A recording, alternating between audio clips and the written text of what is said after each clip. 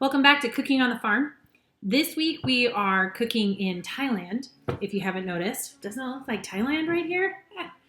I've put out a few simple recipes on our Google Classroom, encouraging you all to try.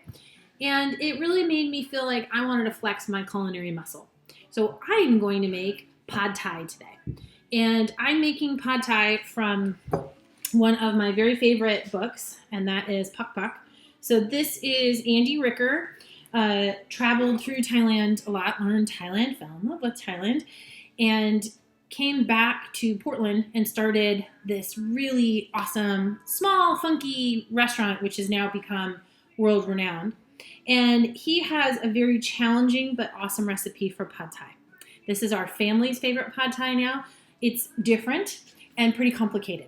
But I'm going to run you through all the ingredients here and give you a quick tour. This has taken me a while to set up all the ingredients, so I really want to show you what I've got.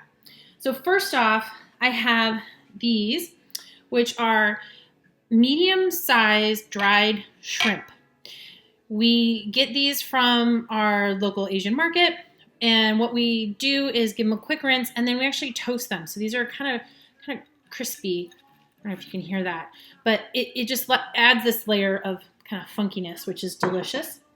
And then we have tamarind water. This is our next thing. And tamarind water, you can make it from a number of different ways. You can use straight up tamarind pods, like I have right here, and you break these apart and you pull out the sticky flesh inside. Or you can do what is more typical, and that is buy a block of tamarind. So this is actually the stickiness from the pods, but all just the stickiness pulled out and put into a block. And to make tamarind water, I take a portion of this and I soften it in boiling water, and then I strain it. It's a little labor intensive, but a little bit goes a long way and it lasts a long time. The next ingredient is palm sugar simple syrup. And palm sugar is similar to brown sugar, but it's made from palm sap, and it usually comes in a big cake like this. I've been working through this cake, and I shave off some and add it to some water and make a really kind of sweet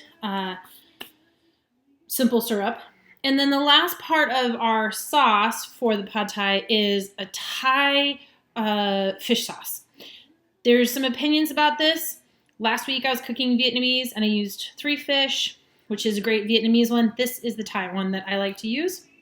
And then sometimes, just for a little added, just in our house, I will sometimes use K-Cap mayonnaise, which is like a very sweet, sticky, molassesy soy sauce.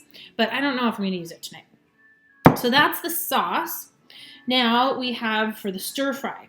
So for the stir fry, as you can see, I've got this big bowl of noodles.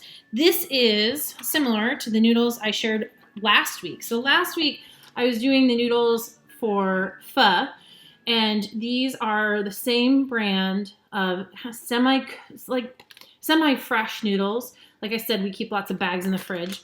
So we're going to soak this. This has been soaking for probably about 20 minutes. And the noodles are pretty soft, pretty pliable.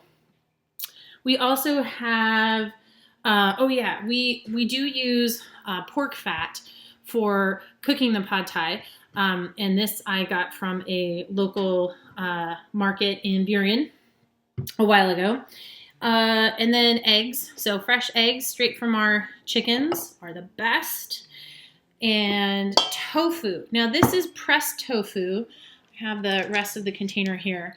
It's slightly different. It's a lot thinner, as you can see, than regular tofu, so there's not the moisture in it, and then we can just fry this directly with our noodles. We also put in some fresh shrimp, so I've peeled and deveined these shrimp. Our family also likes to have a little pork in ours. I tend to cook pork in big batches and then freeze the cooked pork for stuff like this. It's very easy to throw in. And then we also have fresh bean sprouts. This is really pretty crucial to good Pad Thai. Last week, I did not put any in the pho. We didn't miss it, but you would miss it if you didn't have it in Pad Thai. I also have a bunch of roasted unsalted peanuts that we will be adding. You can add cashews if you need to. And then it calls for flowering chives, which they didn't have at Thriftway. So I'm making do with some sliced scallions. We will, and then the super secret ingredient, I almost forgot. This really interesting ingredient is called salted shredded radish. And it is I'm not even sure. I think it might be daikon. And I buy it in this bag, and it lasts me for a very, very long time. And I keep it in the fridge. It's salted, so it doesn't go bad. And I have to soak it for about 10 minutes before I can use it. But there is just something magical about it when it is in your Phat Thai. So that's all what goes into the stir fry. Then to top it, it's pretty simple. I make a mixture of really fiery jalapenos and vinegar, and I usually keep a jar of this in the fridge. We're running low, so we'll probably use it up tonight, and I'll have to make some more. And then also we have fish sauce, soaked chilies with, I think I put in a bunch of garlic too, and this is also a really great topper. And then of course the classic is some slices of lime. So that's all of the ingredients that I've been getting together this evening. Now I'm going to cook it. So hang on for that.